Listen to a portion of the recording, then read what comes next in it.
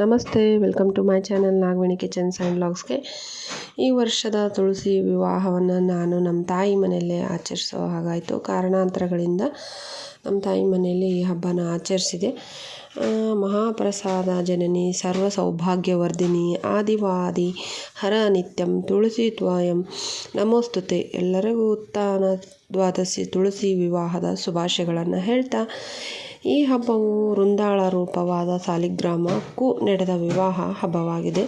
ದೇವೋತ್ಥಾನದ ಏಕಾದಶಿಯಂದು ವಿಷ್ಣು ದೇವನು ಯೋಗ ನಿದ್ರೆಯಿಂದ ಎದ್ದು ಸೃಷ್ಟಿಯ ಕಾರ್ಯವನ್ನು ಮತ್ತೊಮ್ಮೆ ತಾನು ಪಡೆದುಕೊಳ್ಳುತ್ತಾನೆ. ನಂತರ ಅವನು ಸಾಲಿಗ್ರಾಮ ರೂಪದಲ್ಲಿ ತುಳಸಿಯನ್ನು ವಿವಾಹ ಆಗುತ್ತಾನೆ ಅಂತ ಹೇಳಲಾಗುತ್ತೆ.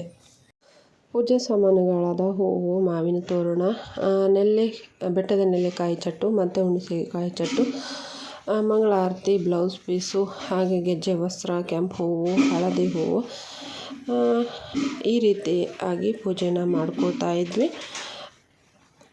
ಮತ್ತು ಮಾವಿನ ತೋರಣನೂ ಕೂಡ ಪಾಟ್ಗೆ ಕಟ್ಕೊಂಡಿದ್ವಿ. ಮೊದಲಿಗೆ ಕಟ್ಕೊಂಡು ನಂತರದಲ್ಲಿ ಸ್ವಲ್ಪ ಸೇವಂತಿಗೆ ಹೂವು ಹಾಗೂ ಕೆಂಪು ಹೂವನ್ನು ಹಾಕ್ಕೊಂಡು ಪೂಜೆನ ಪ್ರಾರಂಭ ಮಾಡಿದ್ವಿ.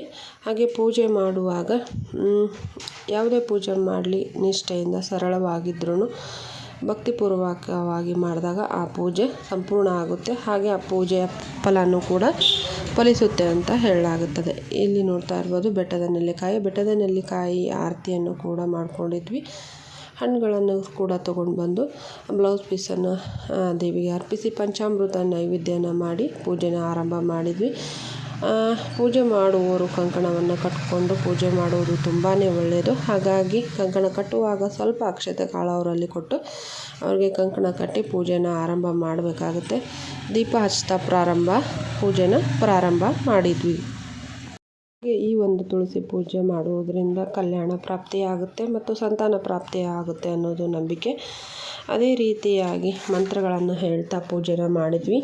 ತ್ವಯಂ ಹಿರಣ್ಯಮಯಿ ತ್ವಯಂ ಚಿ ಪರಮೇಶ್ವರಾಯ ತ್ವಂ ಶ್ರೀ ವಿಷ್ಣು ರೂಪಿಣಿ ಹರಿಣಿ ಹರಿವಲ್ಲಭಂ ಓಂ ನಮೋ ಭಗವತೆ ವಾಸುದೇವ ಅಂತ ಹೇಳ್ತಾ ಪೂಜೆನ ಆರಂಭ ಮಾಡಿದ್ವಿ. ಈ ಕಾರ್ತಿಕ ಮಾಸದಲ್ಲಿ ನೆಲ್ಲಿಕಾಯಿ ತುಪ್ಪದ ಆರತಿಯನ್ನು ಮಾಡುವುದರಿಂದ ತುಂಬಾ ಶ್ರೇಷ್ಠ. ಹಾಗೆ ನಾವು ಕೇಳಿಕೊಂಡ ವರವನ್ನು ಪ್ರಾಪ್ತಿಯಾಗುತ್ತೆ, ಹಾಗೆ ನಮ್ಮ ಆಸೆಗಳು ಈಡೇರುತ್ತೆ ಅನ್ನೋ ಒಂದು ನಂಬಿಕೆಯಿಂದ ನೆಲ್ಲಿಕಾಯಿ ಆರತಿಯನ್ನು ಮಾಡಲಾಗುತ್ತೆ.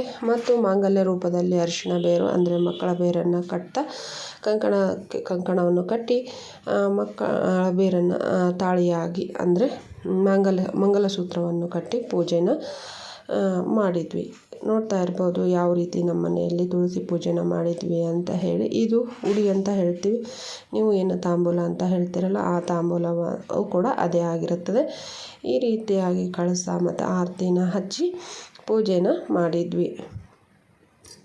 ಮತ್ತು ಸಾಯಂಕಾಲದ ಹೊತ್ತಿಗೆ ಕೆಂಪು ಆರತಿಯನ್ನು ಮಾಡಿ ತಾಯಿ ತುಳಸಿ ದೇವಿಯ ಪೂಜೆನ ಸಂಪೂರ್ಣ ಮಾಡಿದ್ವಿ. ಹೇಗನ್ನಿಸ್ತು ತುಳಸಿ ಪೂಜೆ ಎಲ್ಲರಿಗೂ? ನೋಡ್ತಾ ಇರ್ಬೋದು ಪೂಜೆನ ಮಾಡಿ ಮಹಾಮಂಗಳಾರತಿ ಕೂಡ ಮಾಡೋದನ್ನು ನಾನು ತೋರಿಸ್ತಾ ಇದ್ದೀನಿ. ಈ ವಿಡಿಯೋ ಇಷ್ಟ ಆದಲ್ಲಿ ಲೈಕ್ ಮಾಡಿ, ಶೇರ್ ಮಾಡಿ, ಕಮೆಂಟ್ ಮಾಡಿ. ಪ್ಲೀಸ್ ಮರಿದೆ ನನ್ನ ಚಾನಲನ್ನು ಸಬ್ಸ್ಕ್ರೈಬ್ ಮಾಡ್ಕೊಳ್ಳಿ ಅಂತ ಹೇಳ್ತಾ ಎಲ್ಲರಿಗೂ ಮತ್ತೊಮ್ಮೆ ತುಳಸಿ ವಿವಾಹ ಹಬ್ಬದ ಹಾರ್ದಿಕ ಶುಭಾಶಯಗಳಂತ ಹೇಳ್ತಾ ಇದ್ದೀನಿ.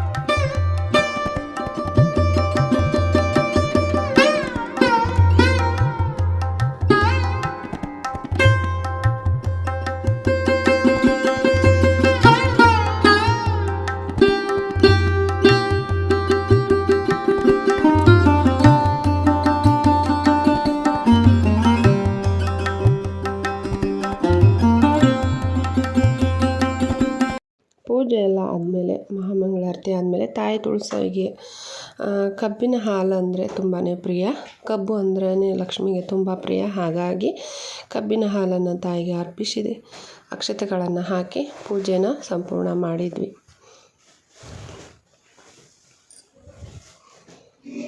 ಇಲ್ಲಿವರೆಗೂ ನನ್ನ ವಿಡಿಯೋನ ಸ್ಕಿಪ್ ಮಾಡದೆ ನೋಡಿದ್ದಕ್ಕೆ ತುಂಬ ಧನ್ಯವಾದಗಳು. ಈ ರೀತಿಯಾಗಿ ನಮ್ಮ ತಾಯಿ ಮನೆಯಲ್ಲಿ ತುಳಸಿ ದೇವಿಯ ಪೂಜೆನ ಮಾಡಲಾಗಿತ್ತು.